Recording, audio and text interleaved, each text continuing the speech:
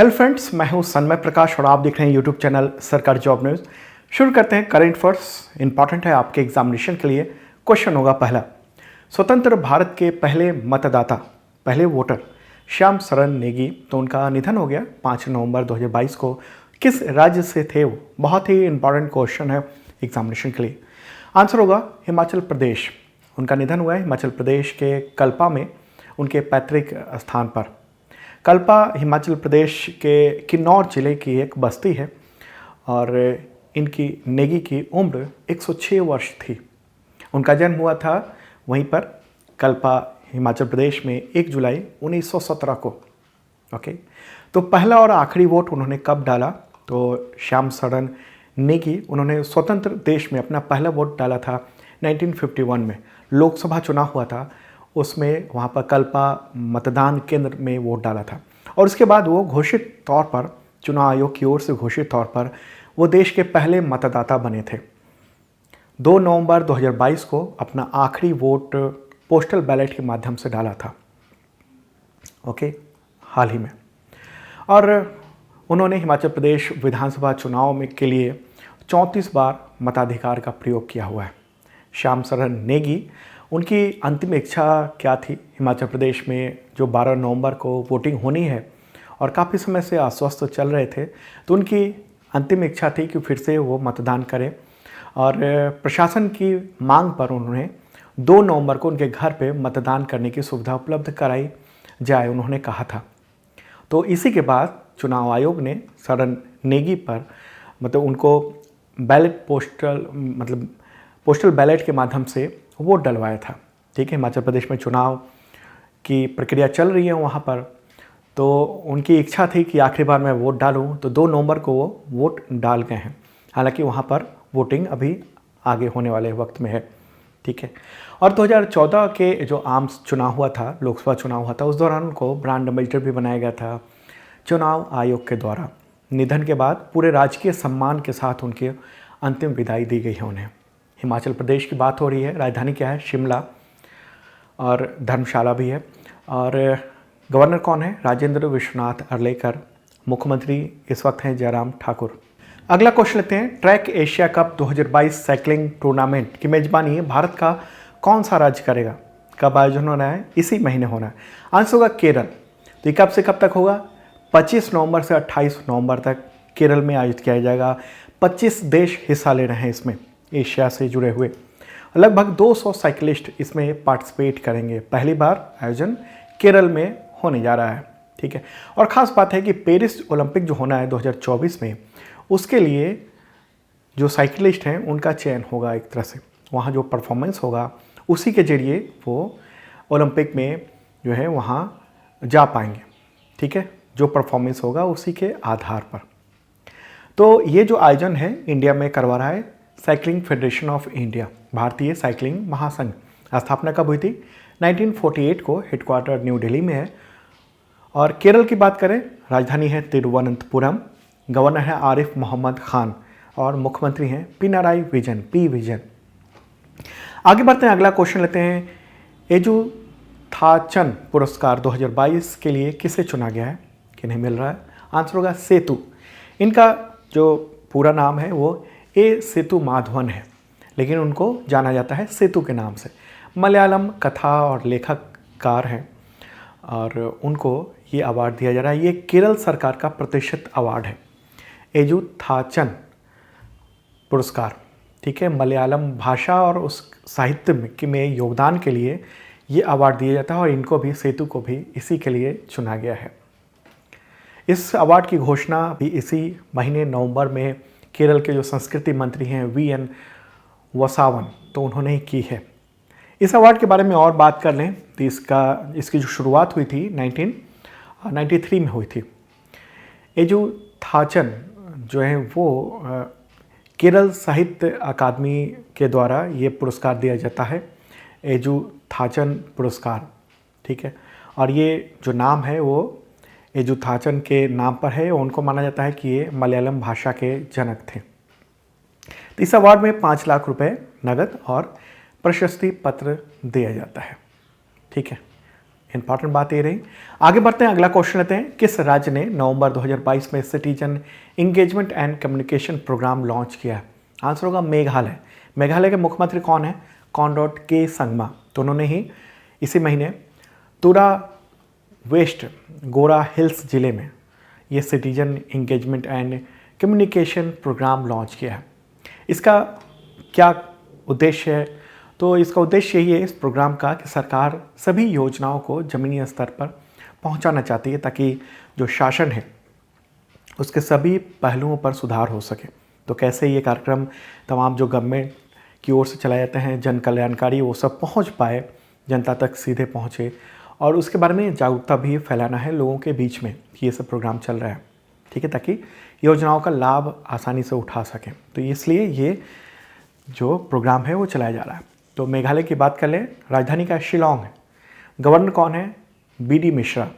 और मुख्यमंत्री मैंने बताया कॉनरैड संगमा।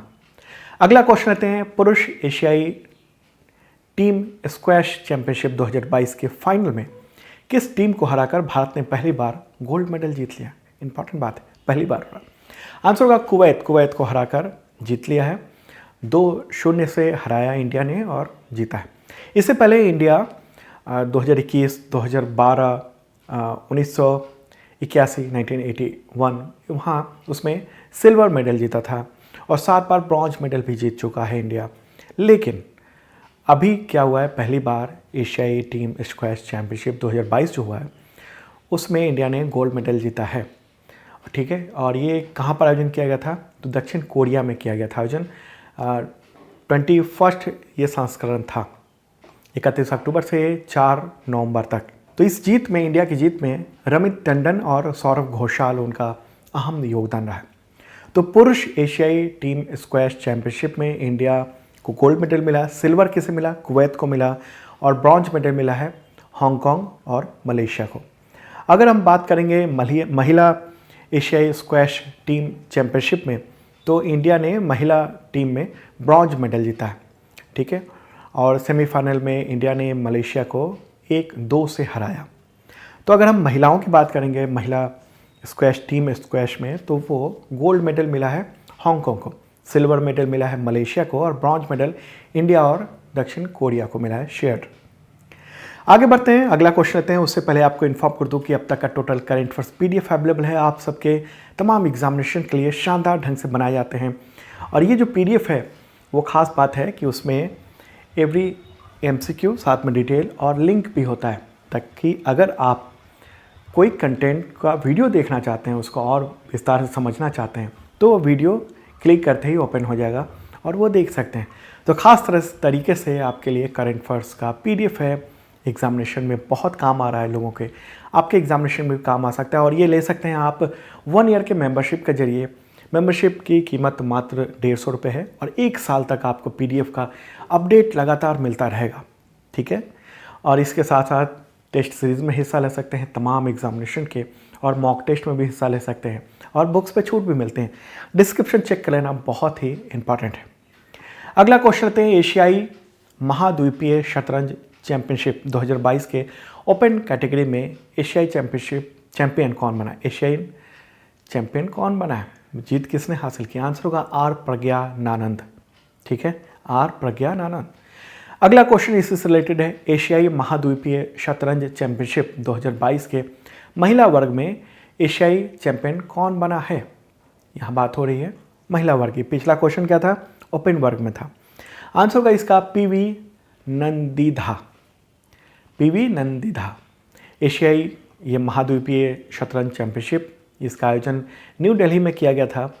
तो अगर हम बात करेंगे ओपन वर्ग की, तो अभी तो आपने ये जो आंसर देखा वो महिला वर्ग था। ओपन वर्ग में इंडिया ने इंडिया के जो 52nd ग्रैंड मास्टर हैं 52वें आर प्रज्ञानानंद, वो उन्होंने जीता है और एशियाई चैंपियनशिप बने हैं। आर प्रज्ञानानंद तमिलनाडु से है और इसी साल की शुरुआत में उन्होंने दुनिया के नंबर 1 प्लेयर मैग्नस कार्लसन को भी हराया था, और 2 बार इस साल हरा चुके हैं। और महिला वर्ग की बात करेंगे तो जो जीती हैं महिला वर्ग में PV नंदीधा एशियाई महाद्वीपीय शतरंज चैंपियन बनी हैं। तो वो 17 वर्षीय हैं, ग्रैंड मास्टर हैं, ठीक है, तमिलनाडु की रहने वाली हैं। ओके, इम्पॉर्टेंट बात। अब आगे बढ़ते हैं, अगला क्वेश्चन लेते हैं। Global investors meet invest Karnataka 2022 का आयोजन नवंबर 2022 में हुआ, तो इसका उद्घाटन किसने किया? क्वेश्चन का आंसर क्या होगा? प्रधानमंत्री नरेंद्र मोदी। कब से कब तक ये ग्लोबल इन्वेस्टर्स मीट आयोजन हुआ है? तो 2 से 4 नवंबर तक प्रधानमंत्री नरेंद्र मोदी ने वर्चुअली इसका उद्घाटन किया। वर्चुअली मतलब वो दिल्ली में अपने जो ऑफिस है वहाँ पर थे और वहाँ से उन्होंने बटन के थ्रू, वीडियो कॉन्फ्रेंसिंग के थ्रू ये उद्घाटन किया। उद्देश्य यही है कि राज्य में निवेश को आकर्षित किया जाए और इस कार्यक्रम में वहाँ के गवर्नर थावरचंद गहलोत, मुख्यमंत्री बसवराज बोमई और केंद्रीय मंत्री वित्त मंत्री निर्मला सीतारमण, इसके अलावा पीयूष गोयल, प्रहलाद जोशी, कई मंत्री वहाँ पर उपस्थित थे, मौजूद थे। ग्लोबल इन्वेस्टर्स मीट, और ये जो है वो इन्वेस्ट कर्नाटक 2022 इसका नाम है और ये दुनिया का ध्यान खींचने के लिए आयोजित किया गया ताकि दुनिया के अलग अलग हिस्से से जो निवेश है वो वहाँ पर हो सके कर्नाटक में। जैसे फ्रांस, जर्मनी, नीदरलैंड, दक्षिण कोरिया, जापान, ऑस्ट्रेलिया, वहाँ के मंत्री और इंडस्ट्रियलिस्ट, उन लोगों ने उसमें पार्टिसिपेट किया है और निवेश की संभावनाओं को तलाशने के लिए कि वहाँ पर करें। ठीक है, तो इम्पॉर्टेंट बात ये रही। और ये बताया गया है कि ये 3 दिवसीय जो ग्लोबल इन्वेस्टर्स मीट था, इन्वेस्ट कर्नाटक 2022, उसमें 5,20,000 करोड़ के निवेश के MOU पर साइन किया गया है, मेमोरेंडम ऑफ अंडरस्टैंडिंग पर। ठीक है, तो एक इम्पॉर्टेंट बात है। कर्नाटक की बात कर लें तो गवर्नर थावरचंद गहलोत, मुख्यमंत्री बसवराज बोमई हैं, राजधानी क्या है? बेंगलुरु।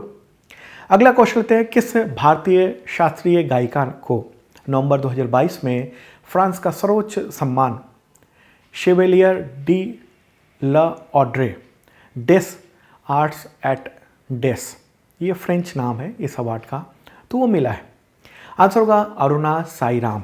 कर्नाटक की शास्त्रीय गायिका अरुणा साईराम है, तो उनको ये फ्रेंच गवर्नमेंट की ओर से सर्वोच्च सम्मान ये मिला है और ये पुरस्कार संगीत में भारत और फ्रांस के संबंधों को डेवलप करने के जो योगदान थे उनके, उसके लिए मिला है। चलिए आगे बढ़ते हैं, अगला क्वेश्चन लेते हैं। विश्व सुनामी जागरूकता दिवस, वर्ल्ड सुनामी अवेयरनेस डे, कब मनाया जाता है? आंसर होगा 5 नवंबर।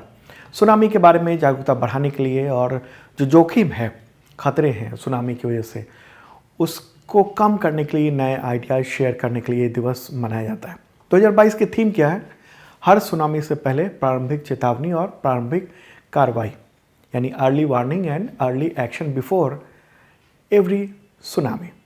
ठीक है, ये जो दिवस है ये जापान ने पहल की थी इसके लिए और उसके बाद से दुनिया भर में ये मनाया जाता है दिवस। 5 नवंबर को संयुक्त राष्ट्र महासभा ने ये दिवस घोषित किया हुआ है।